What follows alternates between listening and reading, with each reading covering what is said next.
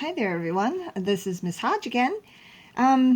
So this is my third and final video on 2D area with regards to finding the area when your side lengths are expressions. So this is my third one. I have two previous videos with two separate different problems. So this one has a little section here that's not part of this, like, I don't know, like SpongeBob SquarePants pants. This little part here is the area we're going to be finding, and this part here is missing. The length right here is 4x minus 1. The length here is 7x minus 1. This length is 5x plus 2. And there's a little tick mark here and here that are both a 2x minus 3. So this takes a little bit, I guess, of ingenuity. I can't find this section here because I don't know what the height is right there. I don't know what the height is right here. Well, I do know this part here, but I don't know the width here. But I might be able to actually calculate it. So I think that's what I'm going to do first. I'm going to find this length right here. Because I know the whole length here, I might be able to find that by subtracting these two from that total. And then, I guess, my idea is to find the whole entire area and then subtract this part here. I think that's what my plan of attack is going to be. All right, so I have a 5x plus 2. So if I take 5x plus 2 and I subtract 2 of these, I subtract a, let's see, if I take 2x minus 3 plus 2x minus 3, I have 4x minus 6. 2 plus 2 is 4, negative 3 and negative 3 is negative 6. So I take both of those together. What I'm left with should be the length of that little section right here. So 2 minus 6 is negative 4, and 5x minus 4x gets me single x here. All right, so now I have this, x minus 4. All right, so what I'm going to do now is find the area of this little rectangle here, and then, well, I'll have to find the big area here. I guess this length here and this length here. There's base times height, or length times width, and here's my length times width, and I'll subtract both of those to get the final area. All right, so let me erase these. This is my little whiteboard here. All right, so I have the large rectangle is a length of 7x minus 1 by 5x plus 2. If I multiply those, I get, let's see, negative 1 times 2, and 2 times 7x, and then 5x. Let me just show you here. Move up my little whiteboard here. 5x minus 1, and then, let's see, 5x and 7. So I'm multiplying here. 5 times 7 is 35. X times x is x squared. So 35x squared. I hope you can you see that? You can see that. And then, of course, I add my like terms. I have 35x squared.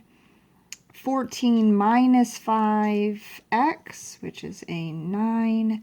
And then a negative 2 plus 0. Okay, so this gets me, this gets me the area of the large rectangle.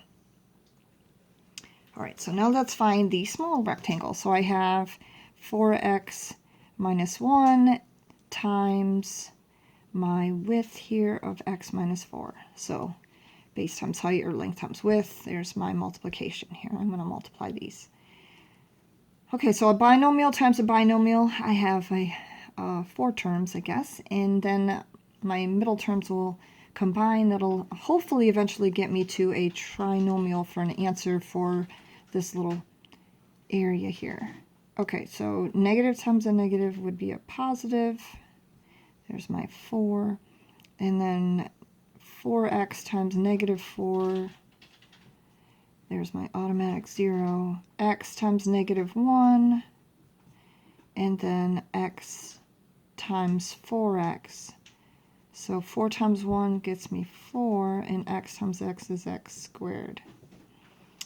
Okay, sorry about the little pieces. All right, so combine like terms. So 4x squared, I have a negative 16x and a negative x, which is negative 17x, and then I have my plus 4 here. All right, so again, these are my two terms. I'm then going to subtract this whole part here from that. So let's see if I can go and do this way up here, So since there's two trinomials, I'm going to just line up my like terms so that I can then subtract them.